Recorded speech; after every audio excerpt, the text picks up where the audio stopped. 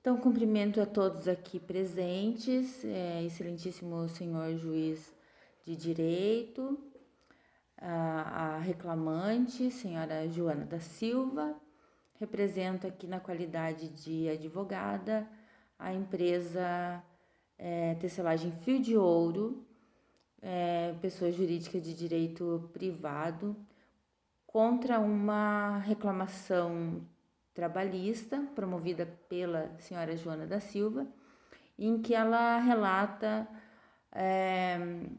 os pedidos na sua petição inicial. Então, conta a autora da reclamação trabalhista, no processo original, que ela estabeleceu um contrato de trabalho entre 10 de maio de 2008 a 29 de setembro de 2018, com a Tecelagem Fio de Ouro, a empresa, a sociedade empresária, e que ela faz algumas exigências ao final do contrato de trabalho. Ela pede, então, pela indenização por dano moral, por ter supostamente desenvolvido uma doença degenerativa com laudo médico, pelas condições, pela situação do ambiente de trabalho que lhe deu alguns problemas na coluna e portanto, ela responsabiliza a sociedade empresária. Também está na reclamação da senhora Joana o pedido de reversão do plano odontológico e em salário utilidade, porque segundo a reclamante, este plano odontológico fornecido gratuitamente, ele deveria ser, então, integrado ao seu salário como salário utilidade.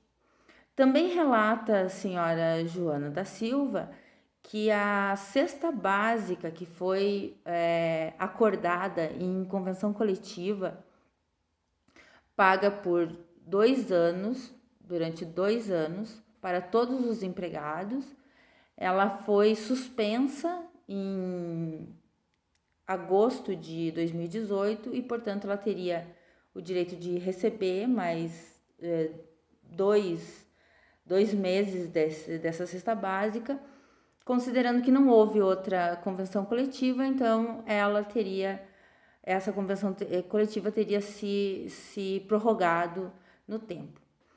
Também apresenta como prova a reclamante que a empresa fez circular entre os funcionários da empresa, uma circular interna da empresa, de que os empregados estariam convidados a participar de cultos ecumênicos ao final do expediente e que, segundo a reclamada, esses cultos eles se reverteriam em tempo disponível ao empregador. Então, portanto, em razão disso, ela pede que esses valores lhe sejam que sejam de direito da reclamante. Também, dona Joana alega que foi obrigada, coagida, a pedir demissão do seu trabalho, em virtude de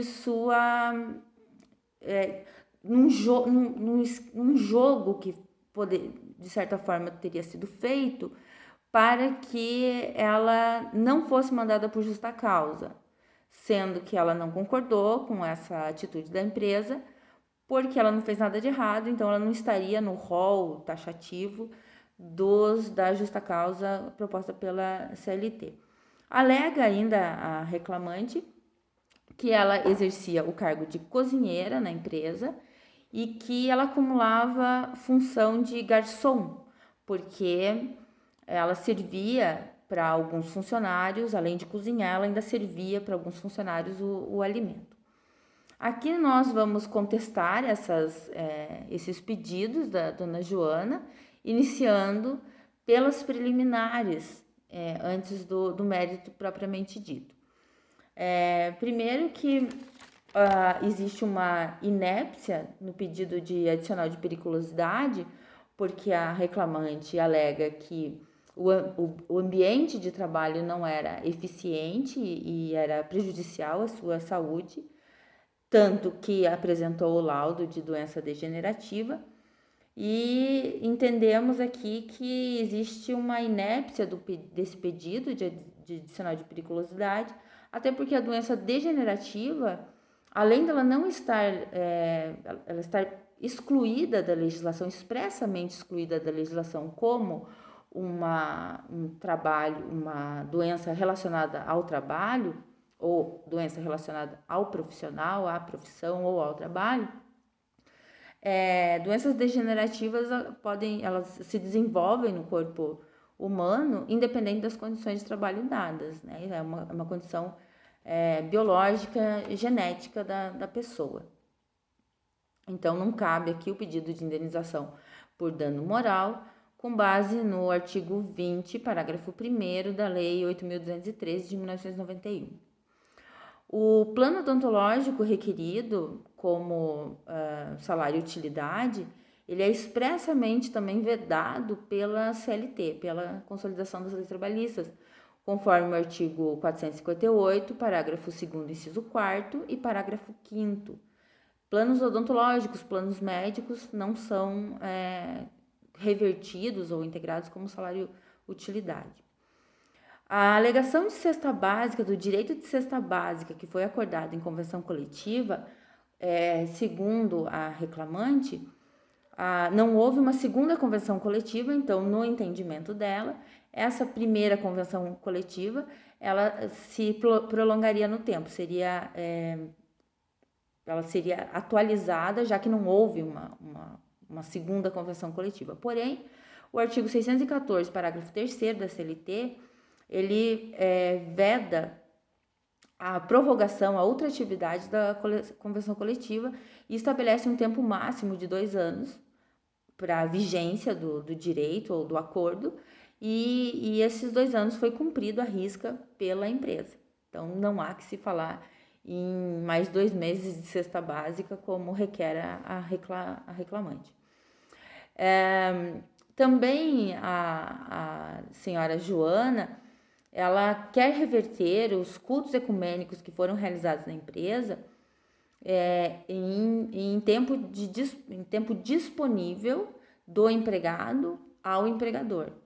Porém, o artigo 4º, parágrafo 2º, inciso 1 da CLT, redação dada em 2017 pela reforma trabalhista, cultos ecumênicos, momentos religiosos, não são considerados tempo disponível do empregado ao empregador.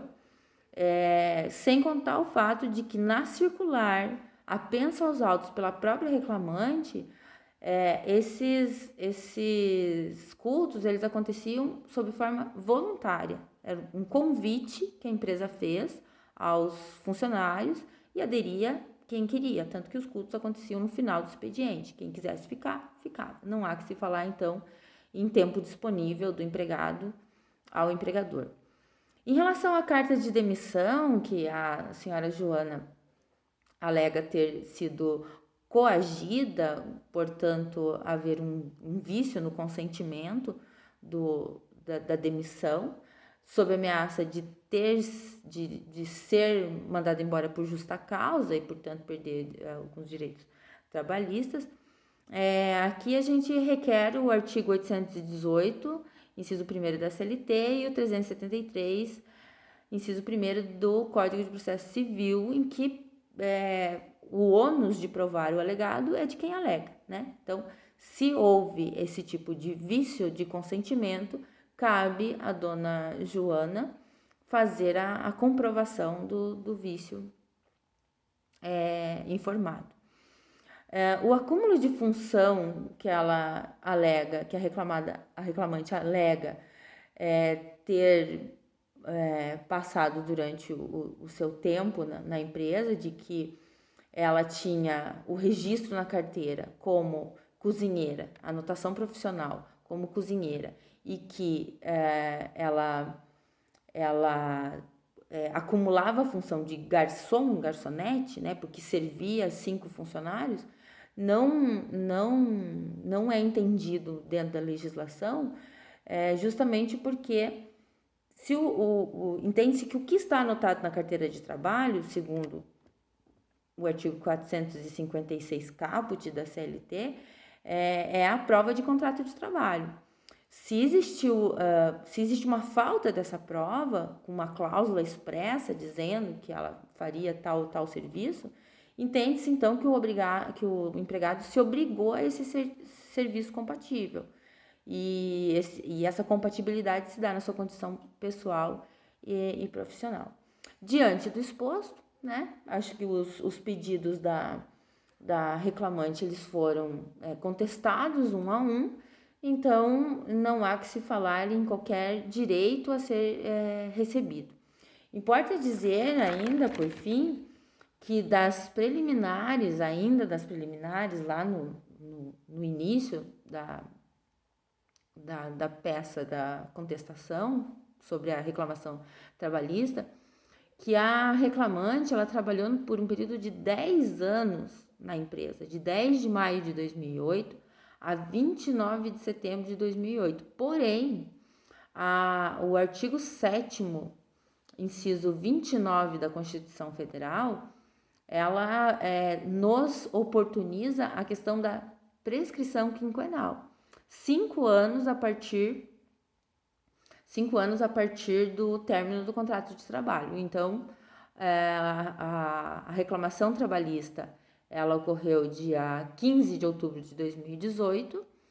Então, a reclamada, se algum direito tem, né, diante do que foi exposto em relação à contestação de todos os pedidos, se algum direito ainda for justo, devido à reclamante, que seja, então, condicionado à data de 15 de outubro de 2013 para poder cumprir o prazo prescricional previsto em lei, né? Nesses termos, pedimos o deferimento.